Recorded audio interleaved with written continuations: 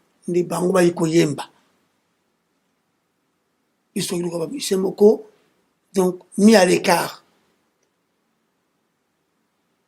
Donc tout le monde vit bien dans la ville, dans la boîte de la ville, parce que ce n'était que ça, on était bien payé. Mais tant qu'il y a la musique qui a cité, tu es trop bien comme musique à cité, donc tu es mal payé parce que Robert a rendu mon mibalé misato et puis va introduire star yoza soute yo komi mulango na ba quoi ko luka basi na quoi timisi ko sila Robert soute. C'était comme ça. Moi, j'ai vécu comme ça dans tous les orchestres. Il y a la Négo Succès, il y a la... Mais comment est-ce que tu as été inspiré? Qu'autant nous expliquer bien par rapport inspiré comment? C'est-à-dire, j'étais même pas inspiré. Excusez-moi. Ça, n'a quoi ça t'est? C'est-à-dire, j'en avais marre. N'a l'ongananga. Parce que, nous avons évolué. Au cours de la million, nous avons évolué sur tes. Au béti 2-3 chansons ou ce qui wana 2-3 chansons ce qui wana or biso kuna na ville banzambo nyonso eza kobimba nouveauté nyonso toyebi yango tozoyekola yango donc ezali na page à la page pour dire que comme amateur, ça dit oyebi ba rythme nyonso. Parce que bati on beta par exemple Tech Fab il musique où il y a mesure à 5/4, la mesure compositeur la mesure il y a 7/4, ce que vous pouvez monter qualité allons lire. Mais Robert la musique il y a Franco, il y a Rochero, il y a Kali, il y a Bombing, Bolango lokatola na da da da baba da ba da ba mbe bolango na kombeta nini na kati yo kama ntsembona rumi ya kuna Zaire boyanga rumi na kati na nini ba makizala ba beta ti ba silisa rumi za na kati anini surtout landiza moulaï. Donc comme j'avais mal fana longo, mais je remercie Monsieur Kaboulé. Je honore au Balouan. À ça qui fan la batterie. À qui fan. Tant il y a la batterie, et ça, il change la cabane. Il voulait tout prendre ça. Avant, il avait un bon batteur, comme on a eu Brando. Kasmo Rumbaché. Ça a terriblement. Alinga qui ont été. Mais tant que y a un festival, il y a Montréal, à Bruxelles, Ringa Kimi. Là-bas, Lulu Kimi. Tant que je suis sonné salié, à cause de la batterie, on a wapi, Boluka. Donc, c'est qu'avant, il y avait déjà un batteur en avait ta rumba. Non, il ne jouait pas la rumba, il faisait les variétés. Ok. Il faisait des variétés. Comme dans tous les groupes. Maintenant, il y a accueilli, ce sont les côtés, Kablifa Luka, Moutaro remplacé. Tamba Koswanga, on a battu la Fox Africa, Tamba Swinga, Naye, ne continue même Balabalawan. Mais à un moment donné, je ne pouvais plus. Est-ce que nous pouvons la musique nous peut rater? Paboui. Papa, Simba ya Pamba, ça je te le dis, quand on a dans le cimetière, Simba le robot est en route. Mais tu m'as trop. Ça m'a trop. Même la répétition que Simba est en route, Bamba Beta va se laisser, pour y beta mieux que Beta T. Tant au table, quand tu as une répétition à Kasangulu, et pas à Papa Barumanoka. La relais hôtel. Allez, bon, mais quand même, peut-être grosse question, peut-être Charleston. Charleston, parce que là, on a qui Maracas, c'est la première chose. Et de deux, Congas. Il y a un des Simba qui se combat. Je dis, l'âge d'or de la musique congolaise, de 60 à 69, l'âge de la musique congolaise. C'est Kaka, Maracas, Bonda, Basse, Yangwana. Mais quand on a l'habitude, Meka, Andimi, premier concert, c'est là qu'il y a vis-à-vis. Tu peux être à la vis-à-vis. La bande de la batterie. Je me rappelle très bien, il y a un monsieur que je connais, Pikoko, avec Naboussala, qui en Sinoko, il y a Marie-Thérèse Yuka, peut-être, quelque chose comme ça. Bah, on peut pas rentrer. Toujours bêta, en pleine scène, à Tomboki. Après, je vais me tourner à l'ongle, là, tout le monde a. Ils ont ça marqué, ils ont dérangé, mais c'est comme ça. Est-ce qu'on quitte sa tête?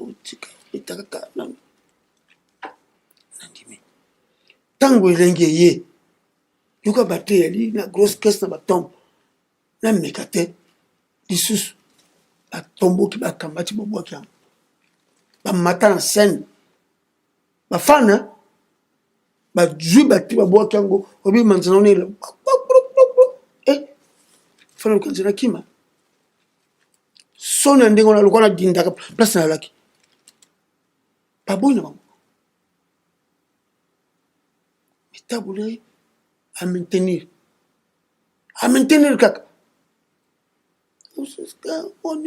moni tokomi bacamarade makasi na ye ayekozwanga tokotambola boye kaka pambo mponaka donc tokoma na mwa sympathie moko le plus proche donc esalaki na maintenir nga tokosala baenregistrement à l'époque tout ça, Matel, Terking, Bani, tout ça, rien du tout. Et ça, quelle était la première chanson Betaki? Matel, Terking.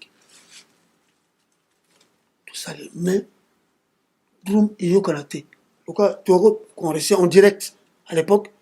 Tu vas micro, n'a pas ampli. Tant que je bêta, Matel, je compte dans ma couronne. Yoka disco, yoka tout le musique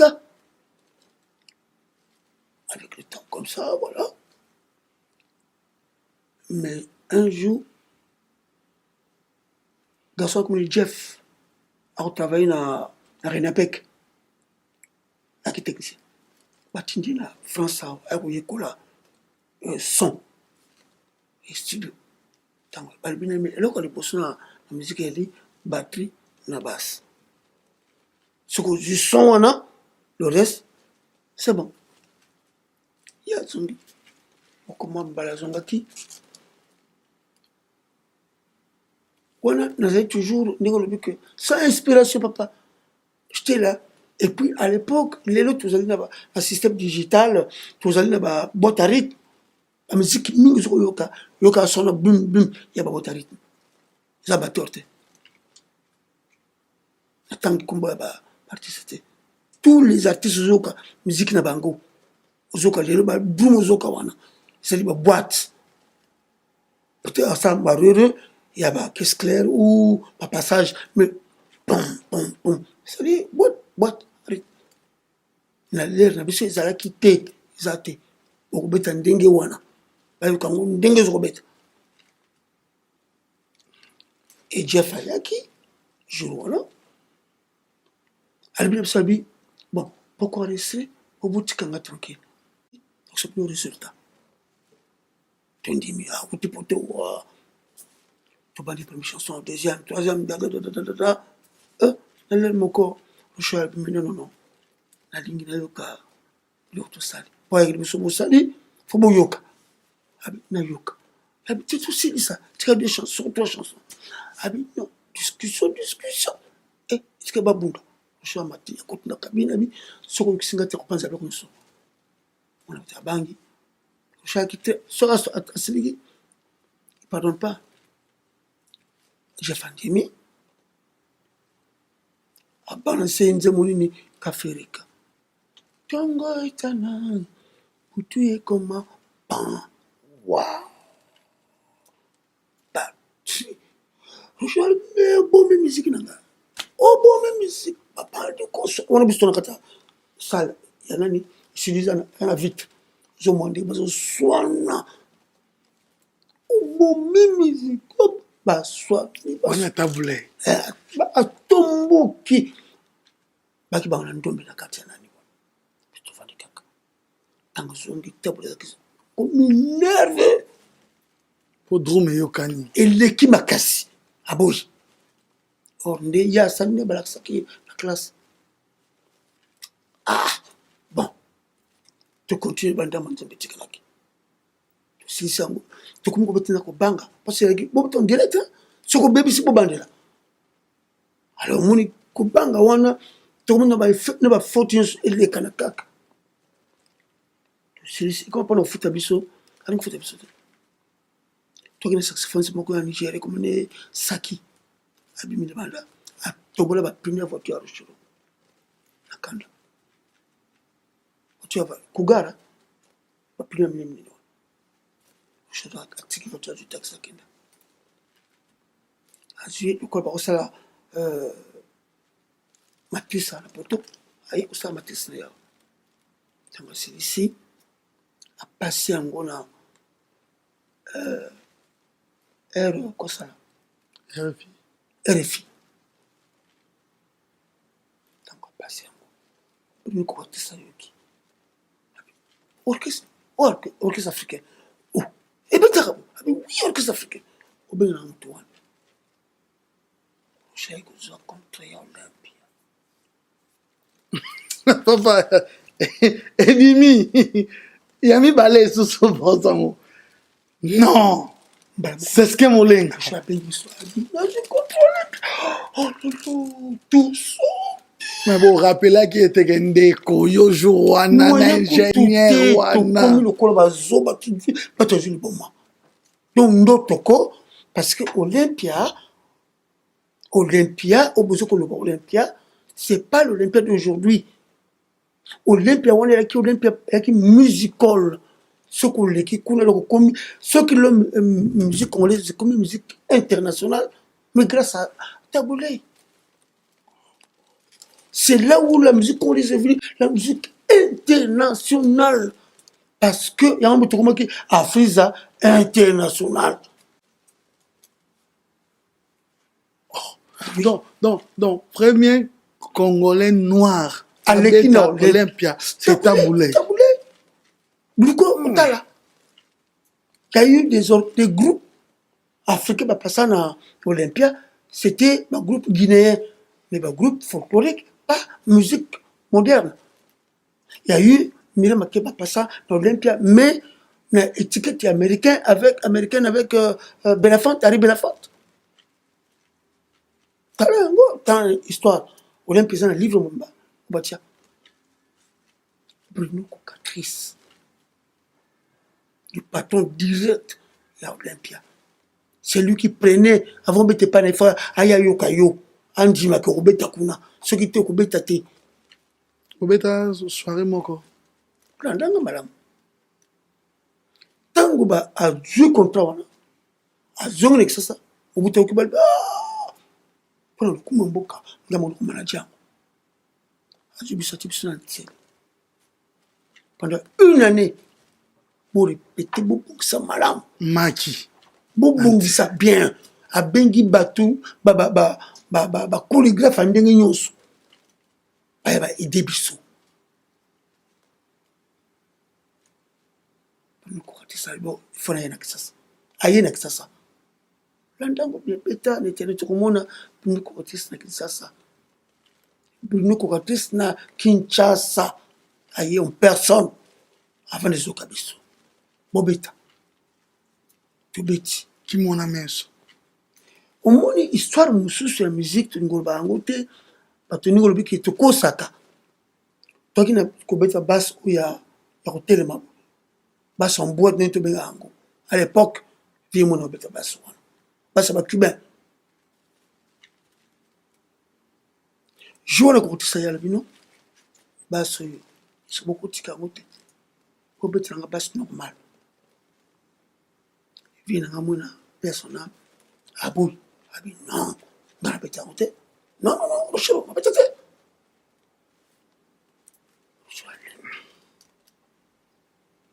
Moto, tu le peux payer, manager, mon nana, Camonine, yo boy. Avec philo, quoi bête dans ma basse. Avec Camote, fleur du basse.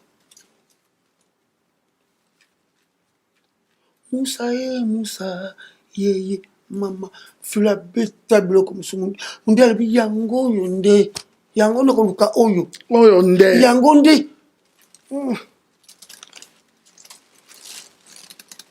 fula ki bassiste fula ki guitariste ba obligé à beta basse na médiator maboko te na médiator yo kango topesaki mwa sekele ya bolingo kanda te zuwa te na motema tete lelo siliki mpona sololaki lisolo ya pamba mpe yo tomboki musa terese nga naponi yo onte ya basi banso nalingi te tokabwana lelo nalingi nayeba pozisio na yo ya motema lobela ngai nayeba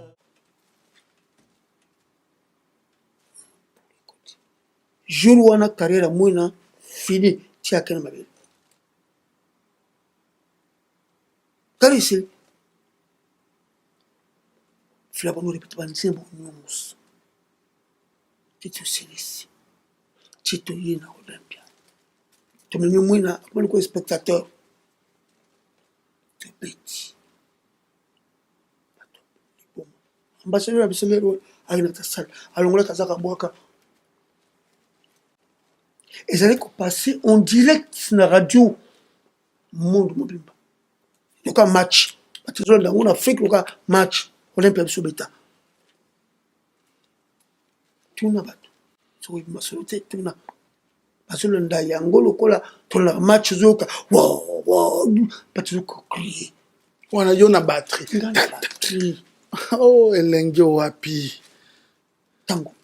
Comme ça on avait bali ko sala boîte boko na Olympia ko taverne Olympia na bibo kende te fo bobeta o tira ko beta ko tu beta pendant un mois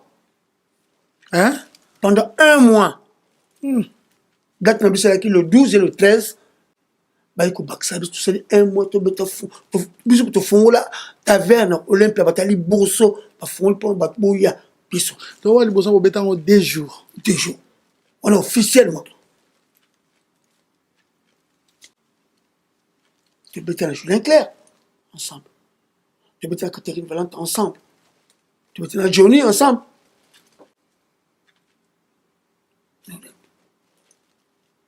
On a mani de Bangwa Iko Kabiso. Il y a coulisses. On est sur le monde de Korea, Ouattara, Trabo. C'est ça conseil. Na yé mo peta boulé. Succès wana a comprendre qu'en côté tant si mutu donc il est kaki niveau na biso il est kaki maintenant baton ba conseil baton ba jour baton comment tu trouves le show non j'ai gagné donc azoye baté donc il est lié parce que Olympia c'était pas n'importe qui Olympia les cas Jimi Hendrix puis James Brown tous les grands musiciens monde baleka Olympia va signer un livre d'or Olympia. Faut préciser Yabatangu wana. Yatangu wana. Quelle grâce. N'engolo bisa grâce. Il a quitté. Non. Alors il y a un moni tango batterie to zongi na kisasa. Pendant temps wana de 68, 69, 70 batwala ndi mangate. Tantôt, il pas tout du trouble. Orchestre tout. Pas mon combat battu. Là, je me rappelle, Franco a tiré 2 batteurs. Nestor, na Gasumoko, Kiminga, Nestor Pazalaki, il y avait Duclos. A tiré 2 drums. Donc, la scène, hein. Franco a tombé a 2 basses 2 drums tout le kit ndingo so comme musique Franco okim kapon ba concurrence biso moi exagité to l'excellent libre donc yo le rôle la première batteur il y a Robert dans la scène internationale na ndenga rumba ebimi belo mukombochi lobaka ya na lobaka ya o mérité ya avant senga ka ya te senga no ka ya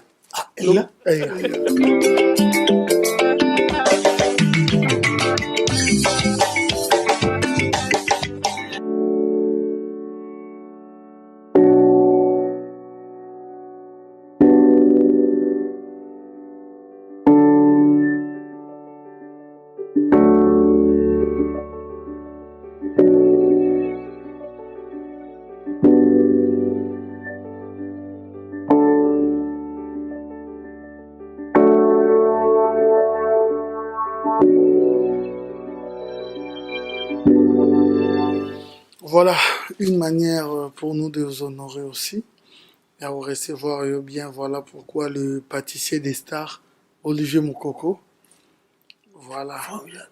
Ouais, Olivier Moukoko avec la maison Stelmac. Voilà. On va proposer Bissau. Toko Bandanango Boy. Ah ouais. Ouais. Et comme ça.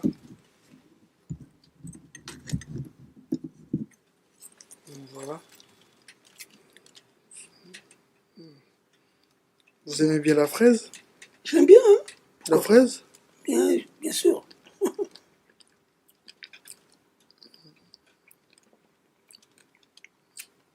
Trop bon. C'est bon, hein. Ah bon? Vraiment. Vous aimez bien goûter aussi? Olivier Moukoko. Mais lui, en fait, il fait ça où? Il a... À la maison Stelmac. À la maison? Au Stelmac. Ah d'accord. Mais il fait ça pour des grands événements ou... Oui. Pour des anniversaires. Mariages, des anniversaires, ouais. Eh bon.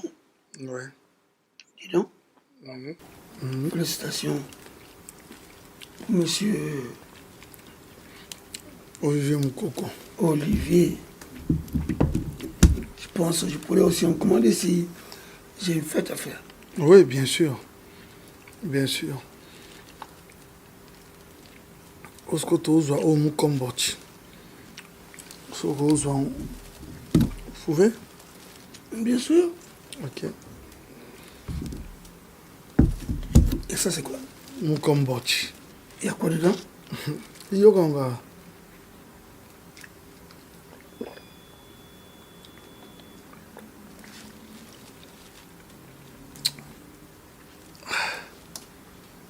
Il y a un goût un peu particulier là.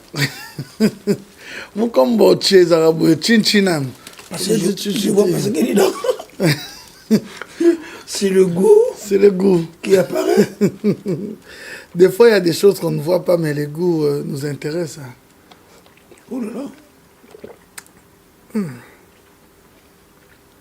Il y a une carte quand même. Oui, tout ça, vous en aurez.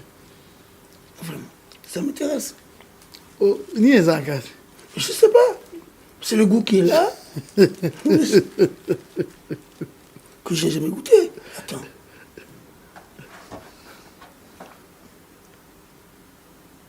Non. J'ai jamais goûté ça. J'ai jamais goûté. Mais c'est bon. Mais c'est bon. Voilà. Félicitations. Voilà, une spécialité de temps c'est conçu uniquement pour na bino de to yamba bino bon. Voilà, on continue. Mais il faut te faire réfléchir. Dans le contrat Olympia Tambokei, si je ne me trompe pas, ils allaient qui Africa Fiesta. Oui. Alors, vous comment Afrique Zandéni? Ah, voilà. Donc, comme il y a Afrique Tango, bon, il y avait un conflit déjà au départ avant tout. Non, ok. Roger Zeyna, pas Rochero. Qui était Roger Zeyna? C'était le manager, c'était le patron du groupe. Tout ce que les instruments ont joué, c'est lui qui a mené. La paix, c'est lui qui payait. Africa Fiesta, Taboulé n'était pas le patron du groupe. Non, il était payé comme nous, il était artiste comme nous. Ok. Il est un collègue. Mais il y a eu un conflit entre les deux. Et ce conflit a dégénéré que de notre retour à Kinshasa, Rochero a voulu changer de nom. Il ne nous a rien dit.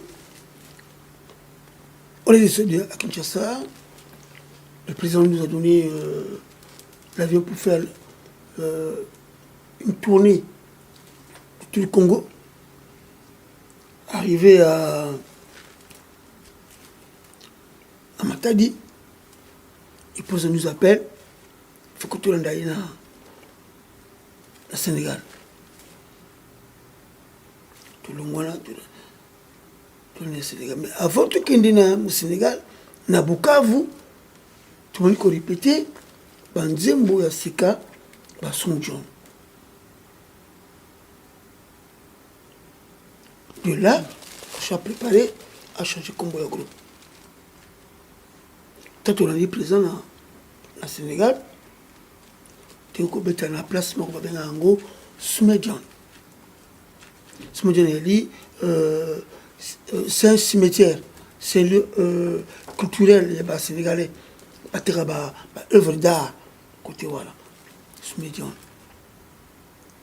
Et comme on a Soumedian, on a vu ça, Soumedian. C'est ça.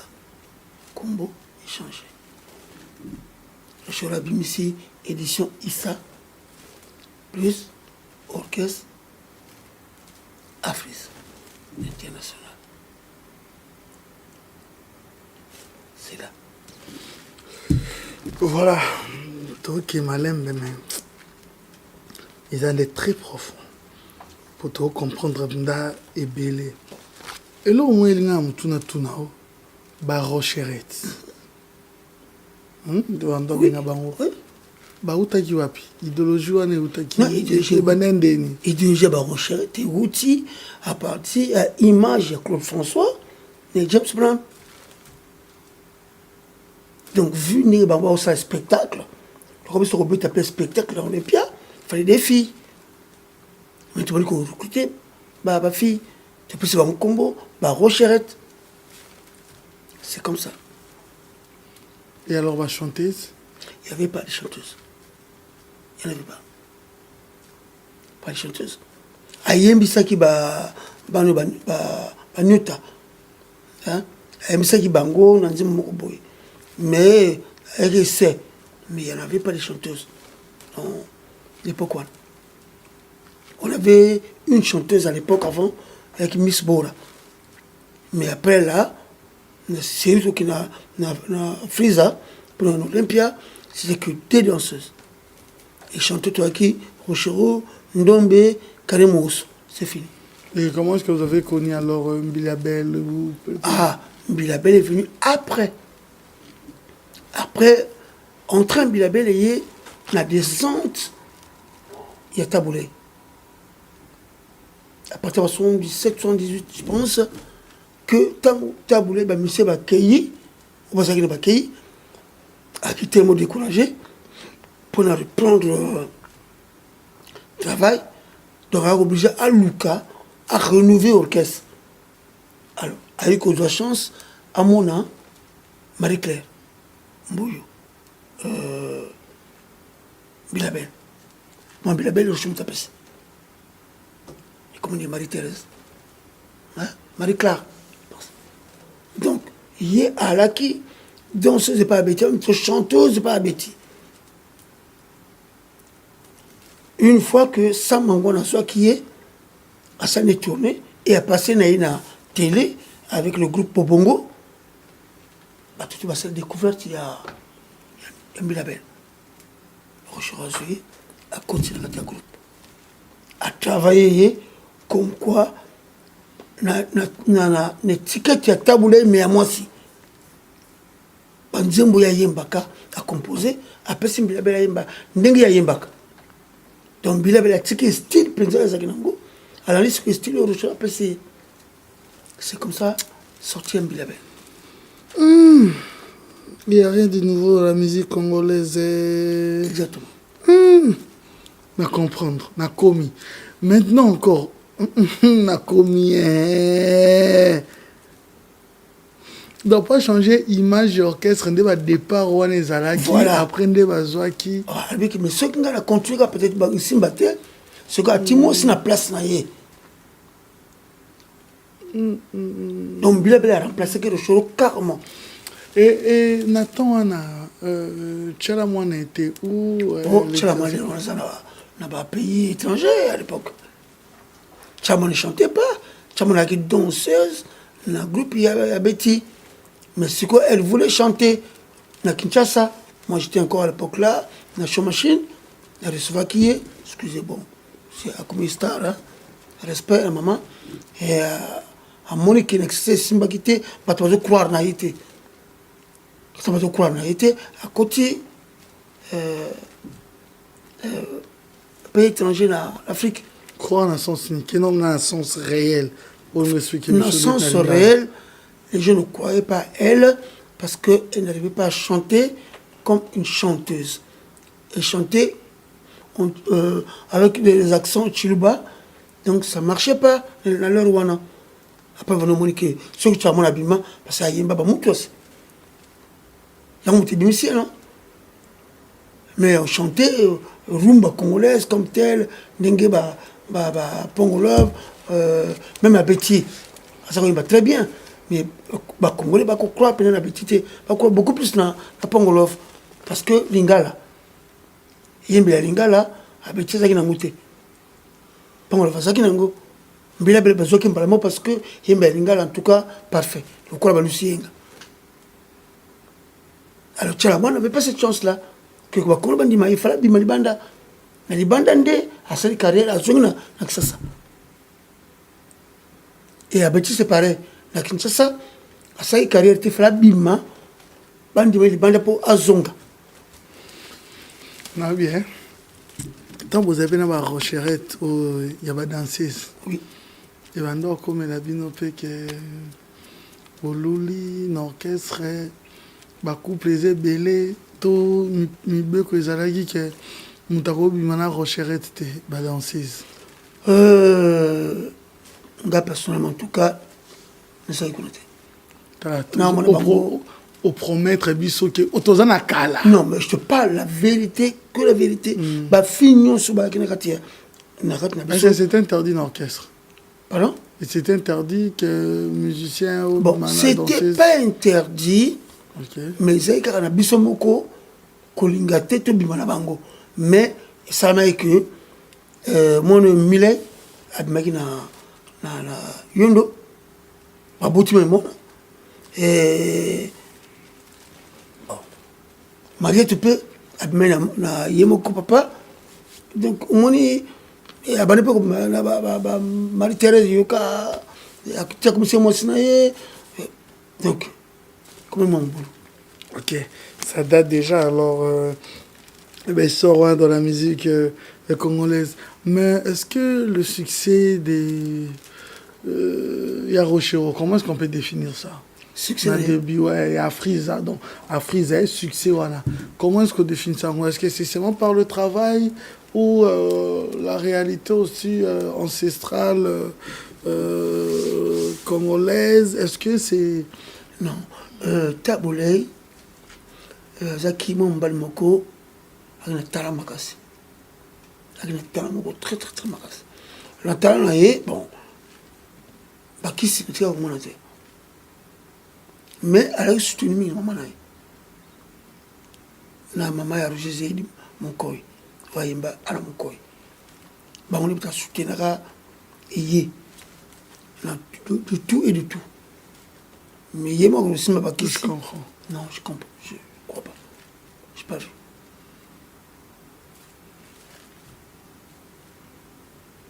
J'ai bien compris. C'est ce que mon lenga. C'est clair. Mais une chose aussi. Taboulay, Banzemboné Bandozala, parce que l'autre va durer la chanson. Banzemboné va durer combien de minutes? Oh, en tout cas, Banzemboné qui va 2 minutes. 3 minutes. Mais bon, une boutique à Bisso, on a Bisso, Baye, Sucre, Baloba, bon, on 3 minutes, 4 minutes. Il y a la musique congolaise. Balaksa Bisso. T'as voulu la banane, bête déjà, on a 3 minutes. 2 minutes même, 2 minutes 50. On 2 minutes 50. Et c'est même ceux qui comme se mettent dans l'Olympia. On 2 minutes 50, 3 minutes. Pas 4 minutes. L'anda disque Olympia. Banzembo 2 minutes, 3 minutes. Pas plus. Tobo ite que musique ya lokuta mais il faut ta génération. Ouais le couteau ya bino. Na le couteau ya les logos qualifiés en den. Non, le couteau le l'équipe makasi mingi. Le couteau le l'équipe makasi. Le couteau le roi les akine un peu modéré. Mais les lots, ils allaient ngai ngana bandaki, ngamutna banda, ngamutna sala. Vous comprenez? C'est ça le couteau ya les lots ya makasi. Mais nous sommes un peu au couteau. Oui, comme on dit qu'il y a rien de nouveau sur le soleil. Hein. Bandos au salaire. C'est trop ça, Nini. Bandos au salaire. Salaire. Ouais. Ah oui. Ah oui. Ah oui. Non, Bon. Frise. Entre parenthèses. D'abord, qu'est-ce que c'est un bêta? Là où tu veux payer. Sans problème. Petit mort, qu'est-ce que c'est belé. Tout le temps, il est belé. Pas le meilleur, c'est mon aïe. Mais, tant que Roger est là, il faut que correct, sans problème. Tant que Roger est là, il peut comment mon boulot. Avec Rochero. Oui. Il avait du mal à foutre des sous. Mais, à ça qu'il n'a pas tourné à Ponaki. Ah, foutre bon sans problème, bon, foutre bon, bon, tout soit. Voilà. Les polémiques, Seigneur Ley, grand maître Franco. Robert, il y a au moins réalité, il y a polémique. Polémique, il y a Franco, il y a Rochereuse, qui polémique, il y a qui. Parce que le Canada a un leadership au Congo. Il y a un leadership au Congo. C'est ça polémique. Il y a une guerre. Bon, le peuple est au Makambo. Mais Franco, c'était un homme bien organisé. Très bien organisé. Trop même. Franco, Michel Bété, pas au monde a été. On connaît ce que c'est que au monde a été. Qu'il n'y a pas de bureau. Mais rien de plus, rien de moins. Non. Il y a des cité, des cité, mais parce que où est la leadership en général. Mais pourquoi même comment qui Makambo, il y a l'autorité même président de l'époque. Mais oui, parce que au moins que les années pas na bon maillot, dans ça il faut que ça Makambo. Faut na détruire la place où tu la boko pose. Et le président Mobutu est déjà fanatique, il y a Franco. Ok, il est soutenu. Il n'y a pas eu un Rochera qui ne dit faut pas aller. C'est clair. Bon, à l'époque, on peut comprendre que Franco était le privilégié de la présidence. Ah oui, il était privilégié. 100%. Franco, écoutez, la présidence, il y a audience. Il va là-bas quand il veut. À mon avis, à un téléphone direct. Mais pas Rochera. Mais comme nous, c'est ça, ma présidence, Franco est bien. Tout. Faut pas ça. Money. Le cheval là qui, c'est considéré par rapport à la qualité artistique naïe. Il y a un peu qu'on respecter. Mais en dehors de ça, il y avait un peu, il était un peu écarté. Et alors, à un moment, vos problèmes avec Verkis, si c'est vrai, hein, vous allez confirmer, mais j'ose croire qu'il y a eu un moment, vous avez aussi combattu Verkis. Pourquoi? Quand j'ai dit vous, à Frisa, je parle de Rochero, oui. Seigneur Ley. Oui. Bah, combattre Verkis mingi, tant que Verkis a longu na ok jazz. Si on l'a j'aime le bazo betato le lo. Bazo qui privilège au pima bazé, comment tout grâce à Verkis. Benga barista wapi. Bah, je n'y sont là, il y a même Makiza tout. Ils ont fait les enregistrements où s'ils pouvaient jouer les Robert la surprise partie dimanche. Ils pouvaient enregistrer où? Nulle part. Tant que ça c'est le Kouana, je suis enregistré jeune, je suis enregistré Rochero, je suis enregistré Nemi, je suis enregistré détruire Verkis. Je suis enregistré l'orchestre Verkis, où il s'agit que je suis enregistré.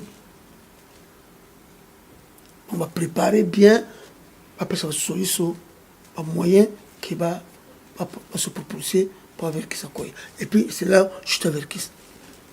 Donc après Verkis a compris quand on était en temps où guerre on est a compris au départ. Il se croyait qu'il était toujours lui.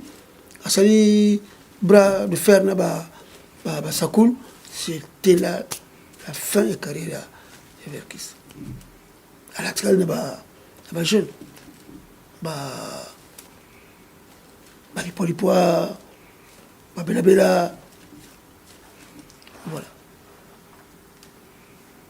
Il était lui-même producteur, Yemoko, manager, Yemoko, patron, il y a l'orchestre, tout, il y a bah jeune, tout. Bah jeune ming, bah bima, c'est grâce à lui. Alors, il a qu'on plaire, francoté, qu'on plaire, au côté. À l'époque, il y a un par exemple, bon, langage, la musicien, la musicien, un petit moment de succès, il faut aussi les étouffer. Voilà. Bon, je ne vais pas il ne voulait pas ça. Je ne vais pas Mika Tango, Mobuta Sali, Makamboy, authenticité. Il y en a 112, à peu près. Pendant tout ce temps-là, il jouait, on va surprise partie. Na Kalina, na Libanda, petit, ba Djouben Simo, ba loué, ba petit. Ba Zaïko, ba groupe ni ba Yoko le collé, il y avait beaucoup de groupes qui étaient là. Parce que pendant je suis étudiant, c'est la musique qu'on laisse comme telle elle était. Mais à partir avec Kiss, après c'est une vraie occasion. Et l'occasion là, ça pas est plein de côté. Bah jeune, tant que la musique, parce que copier bino. Mais n'endenge ma bino yango. Ils comme muto congolais kola anglais, parce que anglais na accent na ya ki congolais kat. Ou ali Niger zo anglais, ou ka anglais na accent ya Niger na kat. Mais est comme peu normal. Yango musical là. C'est comme normal. Yoka dingala o zemba lelo. Aningra ba mbale rwan e corrente ils ont des carbonen parce que tu mets lingala solo ba mongo pour yu ko lingala malonga mali franco la kim Congo mais yuko lingala vie kala kim lu ba yuko lingala vous avez bien ensemble pour ça la différence donc bon là un peu quoi nous les bourrés il y a une batterie qu'on a tabulaire au chiroïn baboy ma petit bol là si c'est grave ma petit bol fan la rochero ya santé rochero même yomba ou ma qui grand fan ya rochero qu'est-ce qu'on va chérir bol là grave donc succès du bon rochero ça yomba mais batterie ko là t'as akina charme moko il y a haut niveau. Franco, on a orchestre. Fanadino à l'époque, vraiment, il y a un grand succès. C'était plus les femmes ou les hommes? Beaucoup plus les femmes que les hommes. Bassi. Il y avait une batterie, il y a un concert à Fiba. Non. C'est ce que mon lenga. Les femmes. Par contre, ça a le succès dans le pourquoi? Dans la classe, ma maman, ma micro, donc, parce qu'on couvre. Donc, au moins, si on compte la barre, 7% passe la base. Mais il y a autant. Passe. Ça vous prenait aussi la tête quand même. À l'époque. Oui, un peu. Bon, on ne prenait pas la tête, mais moi, je m'en foutais.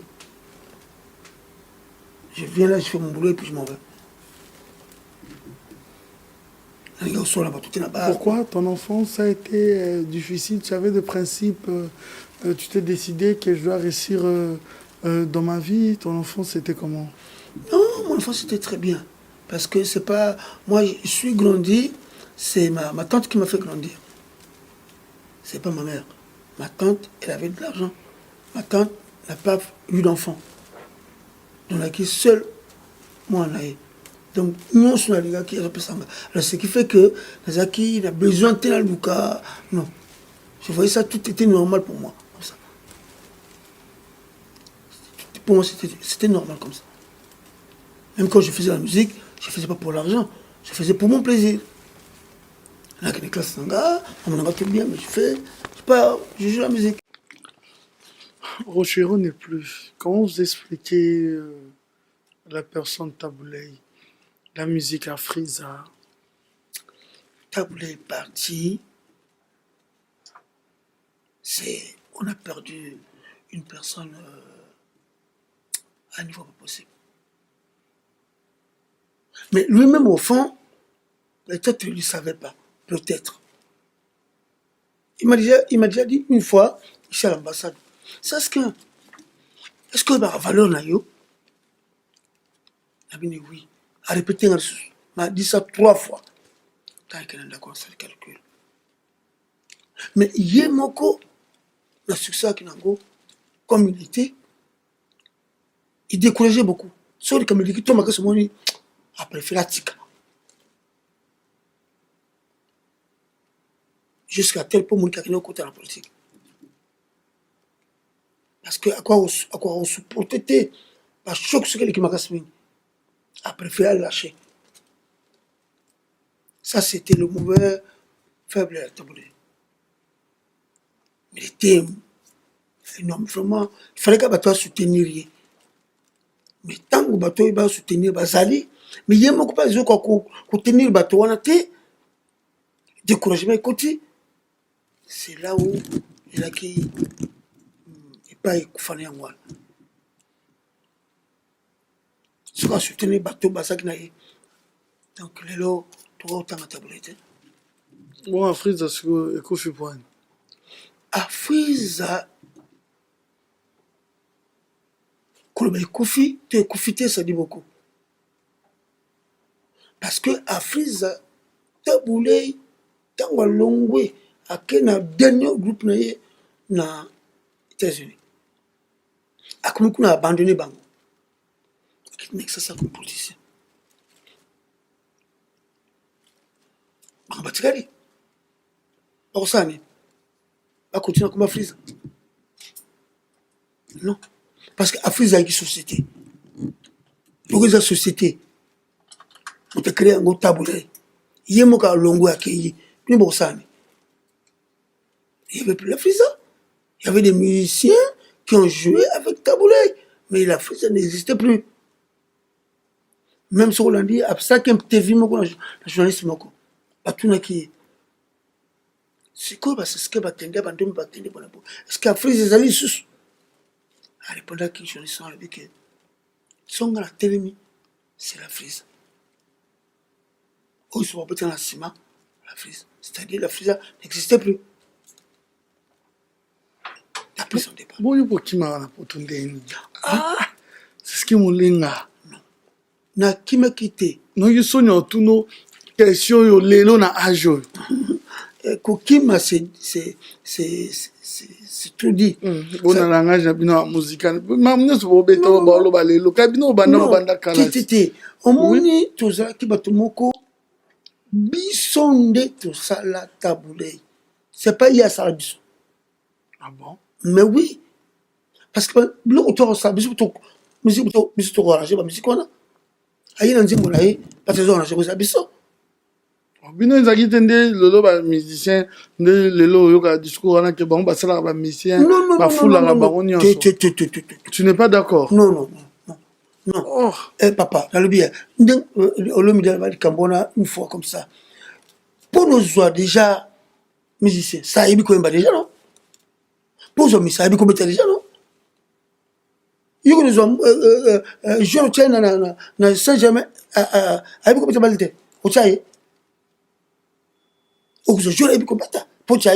Pour nous gagner. C'est comme ça. Donc, bisous dans le Rwanda, il y a l'orchestre, on a apporté, on a mené notre savoir pour que l'orchestre matin, ils ont un niveau. Mais ça n'arrivait pas à votre époque de Tirochiro, que ngam na fula bino, ngam na sala bino. Non, il n'a jamais dit ça. Il n'a jamais dit ça. Peut-être na baou ba kisima biso. Les personnes on va on pour pourquoi. Na besoin que même peut-être na boa na gut. Na boa. D'abord on a que les autres gigé au futanga, on a que. Oh. Mais oui, sauf futter na que on te longo pas. Vous natika famille nanga musi na bana nanga na kisasa na ya kubetela musique comme tellement pesa na basi na yo otonga bandako na yo ça va pas tuer c'est bon lelo comme Bwende quand même. Mais non, mais parce que lelo comme bon prendre ba jeune lelo a besoin d'un bon temps, besoin de succès. Donc on a besoin de succès à côté de l'orchestre na yo oh petit songate oh kebana yo ya asani akum azo respecter yo osanyi solingi titango amona bakumutanga kombo na ye sabe ngapena monani allez abandi ayi ninyo so bakimana poto on lui na bango to wera to nani passer alors qu'est-ce qu'ils ont fait? Ils ont fait quoi? Alors bele asani bilanga okuta omona bango. Donc c'est pas dit que n'attend le qui avec autrement ba foutu to olongwe ko bana ngaba kene classe moi sanga pe asalaka bon suki nana bana misala ndako on tu benga ba boy na kisasa na futa mona nini nana voiture fait son essence donc ça il faut ngate au boulot. Donc si je comprends bien alors, c'est-à-dire la musique na kala, bino wanda futa ma bien koleka lelo. Ah oui. Nous la preuve on monique ba na le na biso to ba voiture, ba sombelo, ba meuble yo sandako, tout, vous avez ba boy ndako, vous avez un chauffeur. Bon orchestre.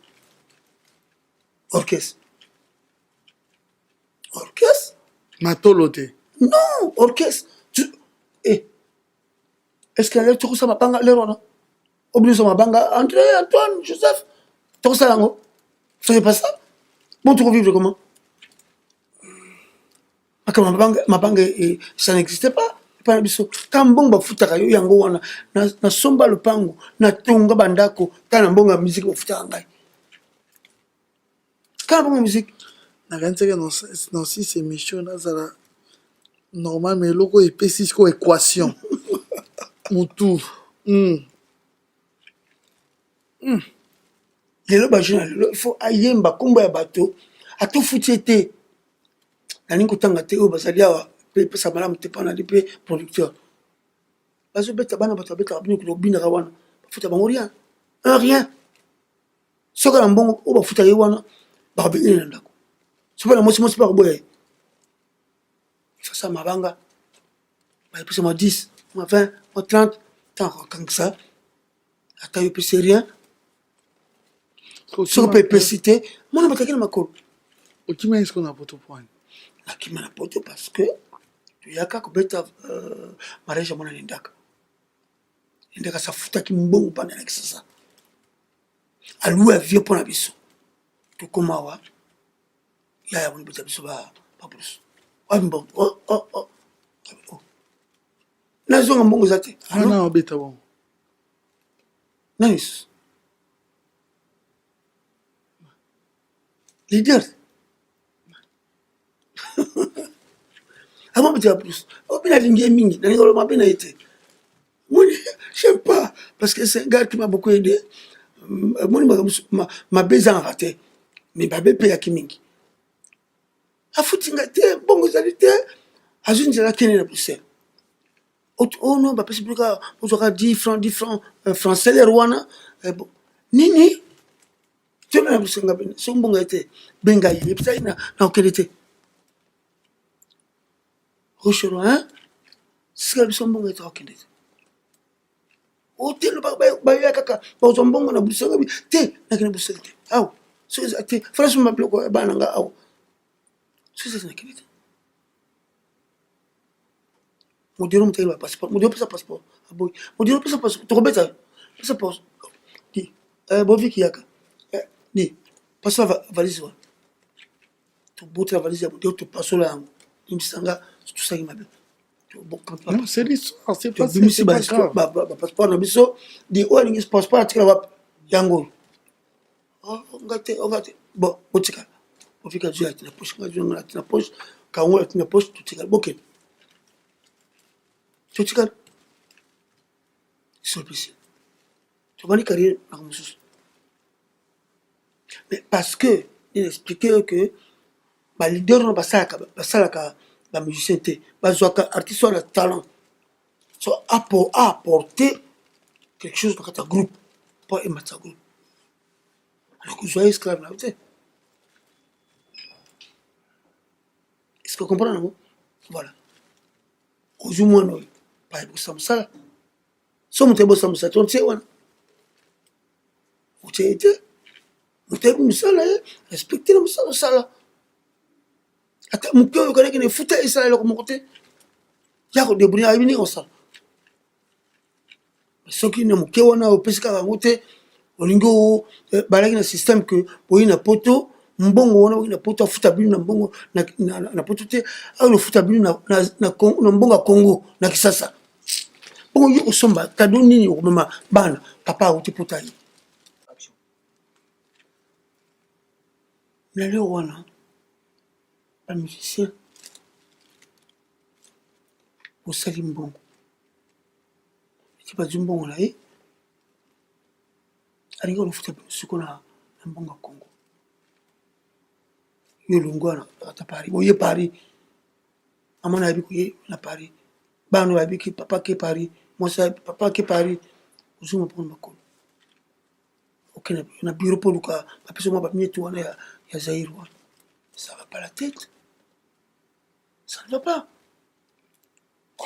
ah oui cause pensa beromba surtout tabuleur asala mingi ya mwana bamisi bapeta na tabuleur oyo aloba no vérité lokola nga zo biso boye bamingi te akosa yo wanganakanga azaki mpona lokuta mingi kutu bapesa ye mbongo te azali kaka wana bafutaka ye te azali wana abetaka mpe kaka nga nazaki bongo te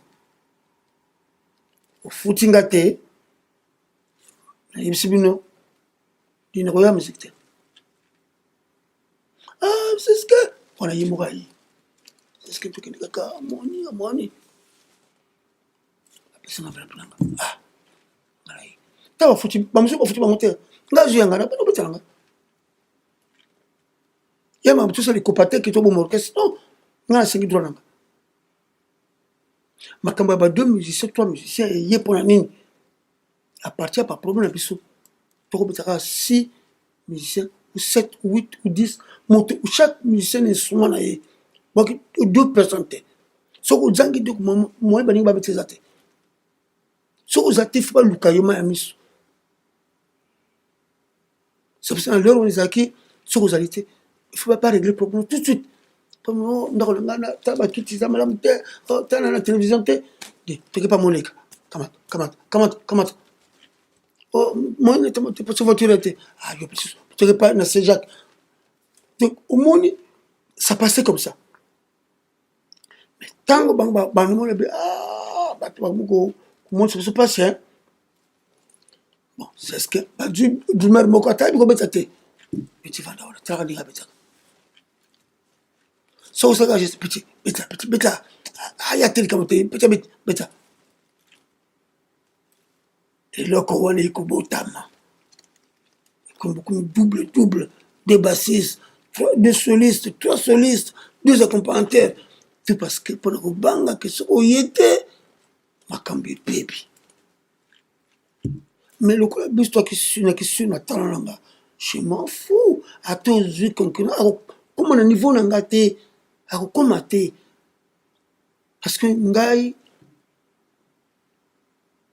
nali précurseur la batterie na musique congolaise tout le monde va dicter ngate que c'est ce beta quand pona nzembo bono yo ye na nzembo na yo boyembi tina yo ki bon nzembo na fana beta ngo effectivement ekeseni mama ah bon fana beta boy c'est moi qui composais le rythme royaume to beta c'est moi nzembo wana mais c'est moi qui ai joué OK mais c'est ndako oui banzembo belé tanga te donc tout ça donc nga moto eza composer ba idée pour le nzembo nezwa succès tout ça to promettre bato ndeti yo émission faisant la suite non on a vu bato ba wela ba question oh en fait bande ko mo pe bozara trop pressé faut pas kolinga question yoko ozali na posa nango TV ya diversité question ozali na posa nango kaka yo nde oyoki okanisi émission yaka bien mpo yo oyoki elo olingai non dit par rapport au temps mais pour moi mutu mo bawelaka oyebi te kazalaki vraiment hein mponi otuni ete oyebi te yebi azalaki parmi bacofondateur ye nde fondateur ya mpire bakuba toyebi fo tosola na temps ndenge tozalaki awa boye mutu liboso avant recherche azalaki na Jamaïque ye toyebi makambo mosusu eza su ebele ya Afrique esenga tosola. S'il vous plaît, le numéro est affiché. Envoyez-nous vos questions, vos suggestions. Équipe au Mbezala Wana, où ils s'occupent par Nango. Direction au Bimbeza Wana, ils s'occupent par Nango. Bon, vraiment, non, vous avez vraiment pris vous avez vraiment vous avez de plus amples préoccupations. Et je vous demande sincèrement, le rôle du va être que ça raté. Sauf qu'on promettre battre. Trop ça la numéro 2. Il y a une émission, deuxième épisode. Donc, on doit sous ma kamsou sa réalité moussous. Parce que vous avez ma kambo belé. Nde ozawa, nous allons ma kambo belé pour ma kamsou pour bomber le biso. Vous avez ma kambo belé. Pour yebi ma kambo belé. Na bazaiko, na ma kambo ya nini. Tobete solo ya Pepe Feli maintenant quand tobeta li solo ya Monsieur Noël, tobeta li solo ya Docteur Nico. Ozana makambo ebele. So go pour mettre biso que les loto kata par rapport ya temps obiwan epesi bisongo et comme ça oya mi balé to décortiquer makambo wana to ya petit na makambo na yo ti na solo ya Kingston solo ya ba réalité ba programmation ya batu nyonso na ya ba production na ya ba mususu au PCV musicalement so promettre bichon beaucoup sengi papa moni ndengo zali kusala musala yo ezalo kumu na sepeli ndingo binginga sepeli nakopesa promesse nakomba mwana nga nanu kongolo oza na Bruxelles nanu kongolo wow nanu kongolo papa juré na kombo nao ça me rassure ok voilà parce que oza na toute une histoire et comment na États-Unis na kombo na yo tobimisa yango te totika na bato na obongo comme ça makambo ebima mpo kimunene na yo ekoki kozangisanga maloba mais na deuxième phase na biso nde tohonore makambo wana nyonso mpo tocomprendre grandeur ya moto oyo après makambo nyonso wasaki vous avez quelques remerciements vous avez pépé hein peut-être petit-fils, Tala, peut-être ils vous aiment bien, les enfants. Oui, bana. Obi bana balinga ngamingi. Lokoko nga balinga ba été mamoureux nga. Wow, c'est bien. Tabazoka pour donc ça va du bon. Oui, c'est la joie. Ma seul plaisir na tikala lango yangwana. Kwa kokona nga ninga kiminga so amaire minga ko ta classe mingi. Comme on est James, c'est-à-dire Jérémy Moulenga Seska. Est-ce que vous avez déjà été honoré en République démocratique du Congo? Qui va payer ce prix Mokoboye depuis que. Mais bon, le monde a relaté. Au moins, et puis, merci mingi loko nous a dit que ça me sera journalisme. Merci. Mais comme mingi les kaka, tu vas découvrir en tard. Vous comprenez? Peut-être que tu n'as pas confié parce que tu as sima. Tu as là, tu as la France, américain, comme une tenue claire, un grand batteur, il a rénové le système à batterie, la carte monte. Les écoles, surtout dans le conservatoire, parce que la livre, tu comptes l'école, mais le livre, il est partout, même dans le conservatoire. Mais parce que quand il y a été, il y a père chez eux. Tatawan. Na et bloqué. mais nakuta na ba grand mais masolo na bango koyoka te tanga kofi bakoloba bango bakomi kokoma yango mais azalaki te omonaki te okutala na kaka omona yango nyonso. Moi, mais j'ai ton vie. Et Nazo Koma. Ton bon nom pour la prochaine. Vous avez quelques remerciements. Na opesa merci mingi na bandeko surtout ya télévision na bino. Ouais, comment Mokili. Donc napesi bino merci. Nakomisi mpe émission na bino ndenge bosala mpona kofaire découvrir monde culturel na biso musical en général na kati ya monde mobimba parce que bato mingi baza koloba makambo mingi mpona musike na biso ya lokuta mais ebimi lokola ya solo bamosusu bakomi balivre même etekami mais soki bino bosala effort wana ya koprésente yango na kati ya monde bavérité oyo bato bango besoin nakomisika ya bino osala bino ekende liboso. Merci infiniment. Merci infiniment. Voilà. Vous c'est la deuxième partie. Botin déjà ma question. Ma suggestion à Bino. Et on ça très bien. Émission non préférée. Charles Tabou na de Diango. Na Charles Tabou. Émission na de Diango. Na Youssoufa. Na Marc Tabou. Donc on dirait que non, bon le roi et ça papa na nga na ebinyoso. Marc Tabou yoka. Makambo bimia yoka. Badrumer sko e commencé boleki boko mo langage mo api. Zo ngai boy na émission na ka bino ana koswana ye. Mutabundi po yo fando zo msala wa.